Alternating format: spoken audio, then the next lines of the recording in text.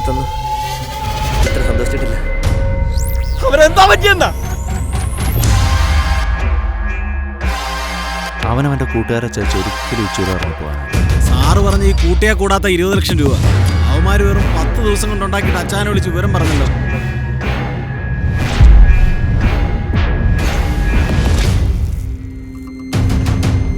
കാശെന്തിയടാ?